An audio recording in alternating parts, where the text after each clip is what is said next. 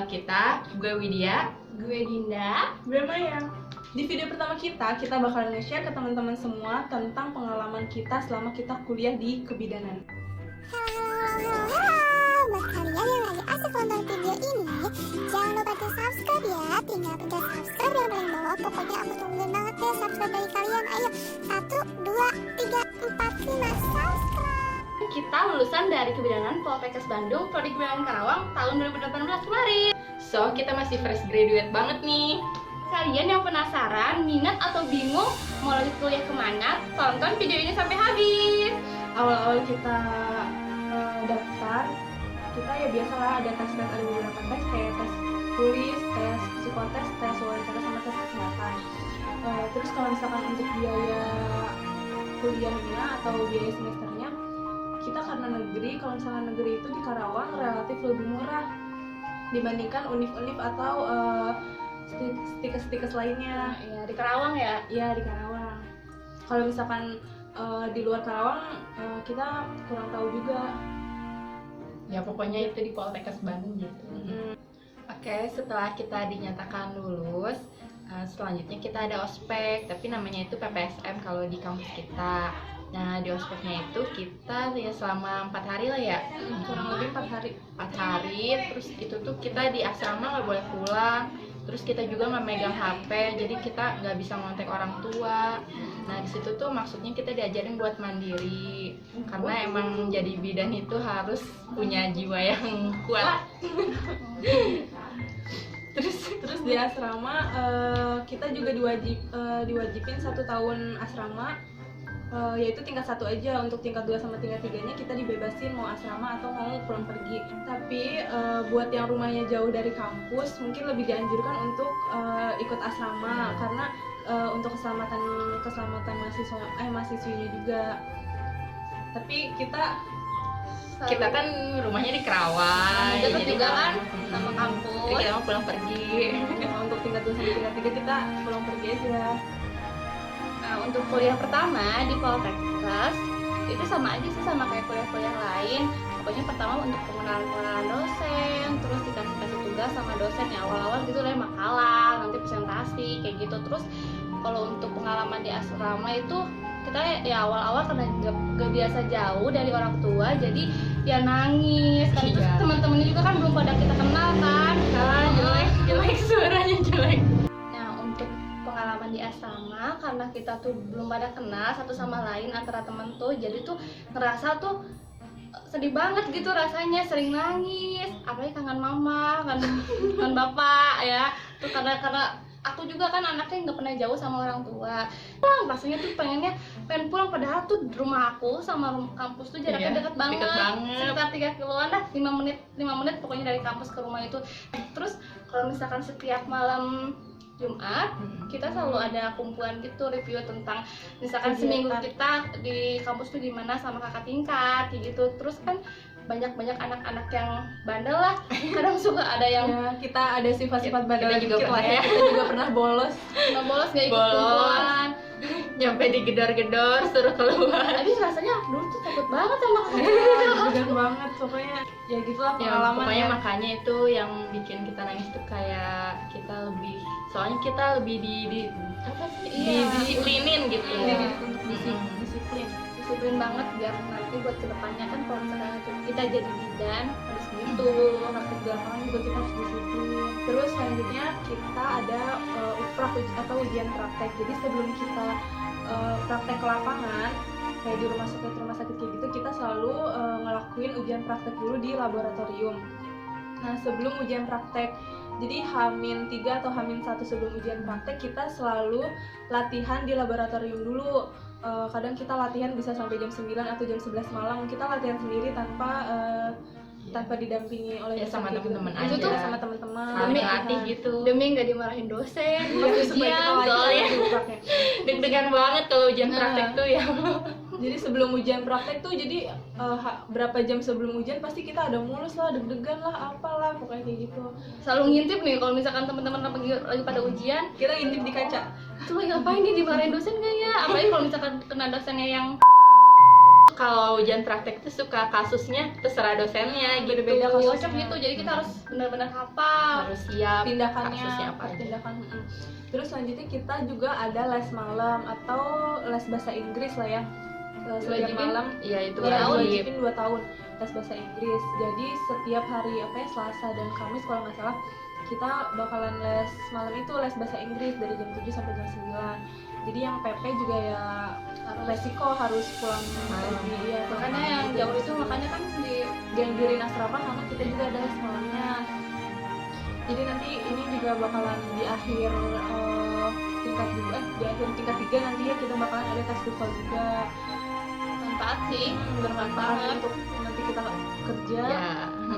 Ya itu sih capeknya tuh gitu. Banyak Kayak banget kita ya. tuh pulang kuliah jam Sampai jam ya 5 bisa ya? jam Sampai 5 jam maghrib kadang. 6. Ya itu nanti dilanjut tuh habis ya sekitar jam 7 lah ya. Jam 7 dilanjut Sampai jam les. 9 malam. Sampai Iya, jam jam 9 9. makanya itu capek banget. Udah gitu dilanjut tugas lagi, tugas abrek banyak banget. Belum nyuap. Tapi di balik itu semua ada keseruan masing-masing tersendiri sih. Jadi Ya itu sih tetap dikangenin sekarang. Nah nanti di semester 3 itu kita udah mulai ada SOAP. Nah SOAP itu laporan dokumentasi tentang pasien ya. tentang selama kita praktek PK1, PK2, PK3 kayak gitu. Dan itu ditulis tangan. semua ditulis tangan. Nggak bisa diketik. Gak boleh. Nggak boleh ditulisin orang lain juga. Jadi kalau misalkan kita kalau ketik mah kan kalau hapus tinggal delete. Kalau Iya. misalkan itu ya harus Kalau salah ya ganti. Ganti kertas. Ganti. kalau paling juga paling dicoret ya, tapi kan jadinya jelek kertasnya dicoret-coret kayak gitu. Dan di selama 3 tahun itu 3 tahun. lumayan banyak ya SOAP yang Banyak banget sampai tangan pegel Itu ya. dikasih waktu berapa ya? Tangan Dari keras. semester 3 sampai semester 5 atau sampai semester 6 ya? Semester 5 Enggak semester 5 deh. 5 Soalnya ada. semester 6 kita Kira-kira setahun setengah deh kita nulis SOAP itu, dan kita ngebut kan bukan hanya SOAP kan yang kita kerjain, banyak tugas-tugas lain, jadinya ngerasa kebeban banget. Kalau pengen tahu kalian berapa banyak SOAP yang kita tulis, banyak banget kan. Ini tuh kertas tuh bener-bener tulisan semua, tulisan tulisan tangan. tangan semuanya. Dan Dan wajib ditandatanganin sama Pembimbing sama bidan Iya. dan pembimbing lahan gitu deh, sama dosen juga, dosen pembimbing. Nah, untuk praktek lapangan di kebidanan itu, selama kita kuliah, ngejalanin 3 tahun kuliah itu, kita ngalamin 7 kali praktek ya. Kurang lebih. Kurang Ya, lebih kurang 7. Itu dimulai dari praktek lapangan itu dimulai dari kita PKKD itu di rumah sakit di awal. Nah, itu masih tentang awal-awal belum kebidanannya, cuman masih perawatan dasarnya. dasar, masih kayak cara menyuntik, terus memandikan, kayak gitu-gitu deh. Nah, terus lanjut ada PBL PBL itu sebelum kita masuk ke PK1. Terus PBL itu di puskesmas udah ngejurus tentang kebidanan. Udah PBL, ada PK1, PK2, PK3. Nah, di situ kita yang tadi ngerjain swab itu, ngerjain Yang swab, target itu harus target dicapai. harus dicapai. Nah, setelah ada PK3 kita ngalamin PBL komunitas, lanjut langsung komunitas. Nah, itu bareng-bareng sama teman-teman seangkatan. Kalau misalkan kayak praktek sebelumnya kan paling kita ditempatin di suatu daerah itu 5 orang. Nah, kalau misalkan komunitas itu semuanya kita seangkatan. Untuk PBL komunitas itu kan kita seangkatan bareng-bareng, jadinya seru-seru lah. Itu udah tingkat akhir ya. Itu tuh kayak kita jadi bidan desa gitu. Setelah itu terakhir pas di puncak-puncak yang udah mau setelah sidang ya, setelah sidang itu kita ada praktek terakhir tuh, praktek PKNT. Nah, itu tuh PKNT itu gabungan dari, kan kalau kita tuh Poltekkes Bandung tuh ada yang dari Bandung, Karawang, sama Bogor. Nah, jadi disatuin tuh PKNT itu di suatu daerah, suatu tempat, jadi berbagai jurusan. Kira-kira ada berapa jurusan ya? 8 kurang lebih. Pokoknya semua jurusan yang ada di Poltekkes disatuin. Jurusan kesehatan ya disatuin. Nanti jadi kita ya tukar Kerjasama. Ya kayak KKN lah. kayak gitu. kalau di univ lain mah gitu. Terus selama praktek juga, jadi kita kan nggak ngerasain namanya suka suka duka sama Pasti teman-teman, ada. pasti ada. sukanya kita juga kayak banyak nambah teman baru. Kayak di rumah sakit kan kita ada teman-teman dari univ lain ya, atau sikas lain, kita bisa nambah teman baru, terus ilmu baru juga, terus bisa kenal bidan-bidan senior, bisa kenal dokter kalau di rumah sakit ya. Dokter kelas. Terus selanjutnya kita ada studi kasus. Studi kasus itu jadi kita satu mahasiswa itu disuruh nyari satu pasien. Nah, di situ kita disuruh ngikutin pasien, mendampingi pasien tersebut dari usia kehamilan 8 atau 9 bulan sampai masa nikahnya selesai. Di situ setelah kita mendampingi, ya ada beberapa ujian juga. Setelah kita mendampingi pasien tersebut, kita juga bikin satu laporan untuk studi kasus tersebut. Nah, di studi kasus itu juga kita banyak banget perjuangannya. Berat. Ya berat banget. Kita nyari pasien keliling Karawang sampai kita tahu seluk beluk Karawang tuh gimana ya. Tadinya kita nggak tahu daerah ini, kita jadi tahu. Pokoknya banyak banget suka dukanya lah ya. Bayangin aja kan, jadi tuh orang awam menyangkanya tuh kita membuat dia jadi bahan praktek, padahal kan bukan. Kita mau mendampingin dia, malah jadi lebih ini ya, jadi dia lebih punya ilmu buat kehamilan dia sendiri gitu, buat anak dia nanti. Padahal bisa kita periksa gitu ya. Nah, di semester 6 ini, di semester akhir, nanti kita ada tugas akhir. Tugas akhir kita ini tuh diambil dari pas praktek PK3. Nah, kita tuh ngambil satu pasien, satu kasus. Kasusnya itu harus yang patologis atau ini bermasalah. Ya, yang bermasalah. Jadi bukan yang melahirkan normal. Dampingin pokoknya ya pasien. Iya, sama kurang lebih sama kayak studi kasus sebelumnya. Ya. Cuman tapi ini mah persalinannya aja, waktu persalinannya. Enggak dari awal kehamilan. Nanti ya laporannya kita jadiin buat nanti di sidang. Nah, buat sidang, nah udah dapet kan tadi dari PA itu kan pasiennya ya, dari pas PK3. Nanti nah udah kita buat ya laporannya itu dalam bentuk ketikan ya. Dan kita pokoknya harus mendalami kasus kita sendiri. Kasus ya pokoknya kayak gitu deh, sama aja kayak sidang-sidang lain ya. Deg-degan, unit lain deg-degan rasanya mau sidang, apalagi kan ini tentang nih sidang pertama.